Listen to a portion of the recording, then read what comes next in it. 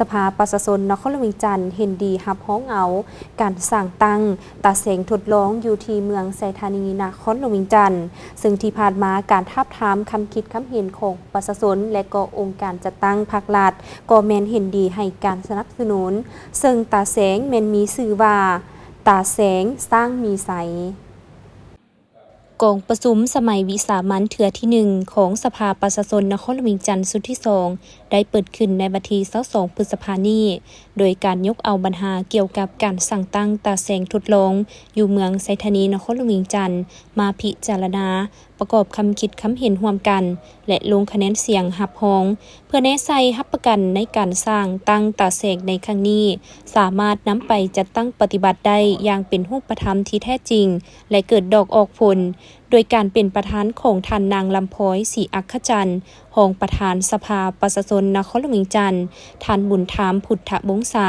รองประธานสภาประชาชนนครหลวงจันทร์ให้เกียรติเข้าร่วมของท่านส่งเล่ายงนูรองเลขาคณะพรรคนครหลวงจันทร์พร้อมด้วยรองเจ้าของบรรดาสมาชิกสภาแห่งชาติประจำเขตเลือกตั้งที่1สมาชิกสภาประชาชนนครหลวงจันทร์และคณะรับผิดชอบคนครัวตาแสงในพิธีท่านนางลำพ้อยศรีอัคคจันทร์ได้กล่าวเปิดกองประชุมโดยบางตอนกล่าวว่าการดำเนินกองประชุมสมัยวิสามัญเถื่อที่1ของสภาประชาชนนครหลวงจันทร์สุดที่2ในครั้งนี้มีเพียงหัวข้อเดียวก็คือจะพิจารณาคนครัวพิจารณาและรับรองเอาการสั่งตั้งตาแสงทดลองอยู่เมืองไซธานีนครหลวงจันทร์ซึ่งเป็นวาระที่สำคัญจำเป็นและรีบด่วนของนครหลวงจันทร์ทั้งเป็นตัวแบบในการพิจารณาและรับรองเอาการสั่งตั้งตาแสงอยู่ขอบเขตทั่วประเทศ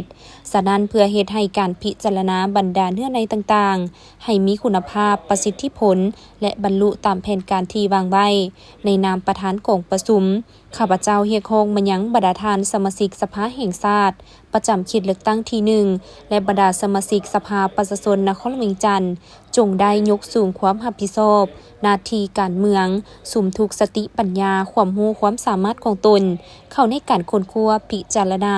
ประกอบคำเห็นอย่างมีประชาธิปไตยลึกซึ้งและมีจุดซุ่มเจาะจงภาวะวิสัยมีเหตุผลตัวจริงและรับประกันความสอดคล้องกับนโยบายของพรรคถูกต้องตามรัฐธรรมนูญกฎหมายสภาพจุดพิเศษตัวจริงของนครหลวงจันทร์ในปัจจุบันเพื่อแน่ใจรับประกันการสร้างตั้งตาแสงในครั้งนี้สามารถนำไปจัดตั้งปฏิบัติได้อย่างเป็นรูปธรรมที่แท้จริงและเกิดดอกออกผลท่านผู้วงคำสาวรองเจ้าของนครหลวงจันทร์ได้ตั้งหน้าให้องค์การปกครองนครหลวงจันทร์ขึ้นรายงานเกี่ยวกับการค้นคว้าสั่งตั้งตาแสงทดลองอยู่เมืองไซธานีว่าบรรดาท่านส่วนหลายคงจะรู้แล้วว่าในเบื้องต้นคณะพรรคองค์การปกครองนครหลวงจันทร์ได้มีแผนจะสร้างเมืองใหม่เมืองที่10อยู่เขตที่จะสร้างตาแสงทำอิฐนี้ต่อมาศูนย์กลางภาคได้ชี้นำให้หันมาสร้างเป็นตาแสงทดลองทำอิฐของประเทศก่อนการปรับปรุงรัฐธรรมนูญซึ่งได้มีนิติกรรมจำนวนหนึ่งเป็นบอนอิงฉะนั้นบอนอิงในการสร้างตั้งตาแสงจึงมีทางรัฐธรรมนูญมีกฎหมายการปกครองท้องถิ่นฉบับปรับปรุงและมีทางมติของศูนย์กลางภาคแจ้งการของรัฐบาลและของคณะประจำภาคองค์การปกครองนครหลวงจันทร์ให้ทดลองสั่งตั้งตาแสงทำอิฐของนครหลวงจันทร์และของประเทศพวกเขาขึ้นอยู่เมืองไซธานีคณะพิศอบคนครัวสั่งตั้งตาแสงได้ลงเก็บกำข้อมูลรอบด้านเริ่มแต่จะสร้างเมืองใหม่เป็นต้นมาซึ่งสำเร็จบรรดาเอกสารและโครงการสำคัญคือ 1. สำเร็จการเขียนบทวิพากษ์เศรษฐกิจสังคมของตาแสง 2. สำเร็จการกำหนดขอบเขตพื้นที่ของตาแสง 3. สำเร็จการสำรวจเขตแดนเชื่อมต่อระหว่างบ้านต่อบ้านเมืองต่อเมืองในขอบเขตตาแสง 4. ลงโฆษณาเผยแพร่นิติกรรมต่างๆให้ประชาชนได้รับรู้และเข้าร่วมในการกะเกียมสร้างตั้งตาแสง 5. ทาบทามชื่อของเมืองใหม่ใน24บ้านเป้าหมายและทาบทามใน9เมืองทั่วนครหลวงจันทร์เพื่อให้ชาวนครหลวงได้มีส่วนร่วมในการค้นคว้าชื่อของตาแสง 6. สำเร็จการห่างข้อตกลงว่าด้วยการจัดตั้งและเคลื่อนไหวของตาแสง 7. สำเร็จการจัดตั้งปฏิบัติ6โครงการจุดสุ่มคือโครงการสำรวจออกแบบแผนผังของเมืองใหม่โครงการสำรวจออกแบบสำนักงานปกครองตาแสงโครงการสำรวจเส้นทางเข้าออกสำนักงานปกครองตาแสงโครงการบุกเบิกพื้นที่ต ตั้งสำนักงานปกครองตาแสงโครงการก่อสร้างห้องการคณะพิศพคนครัวสั่งตั้งเมืองใหม่1หลังโครงการต่อเติมห้องการและสั่งหอพักพนักงาน1หลังผ่านการทับทามคำคิดคำเห็นของประชาชน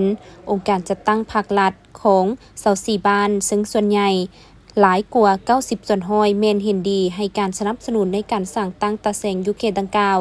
ในกฎหมายการปกครองท้องถิ่นฉบับปรับปรุงสำเร็จโดยพื้นฐานและนิติกรรมของศูนย์กลางได้กำหนดใน1เมืองประกอบมีอย่างน้อย3ตาแสง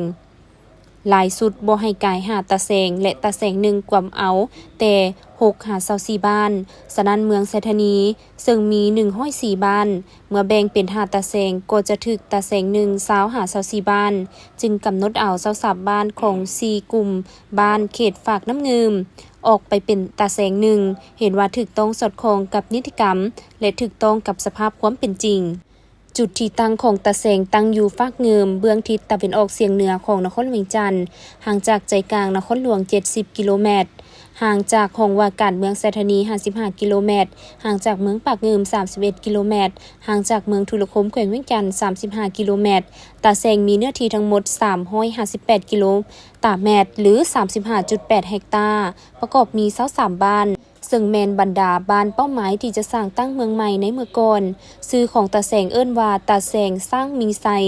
คงประกอบกงจักการจัดตั้งและบุคลากรประกอบมีคณะกรรมการการปกครองตาแสง5หน่วยงานมีบุคลากร18ท่านดังนั้นจึงขอเสนอพิจารณาเห็นดีรับพ้องเอาการกำหนดเขตแดนของตาแสงและรับพ้องเอาการสร้างตั้งตาแสงสร้างมีไซ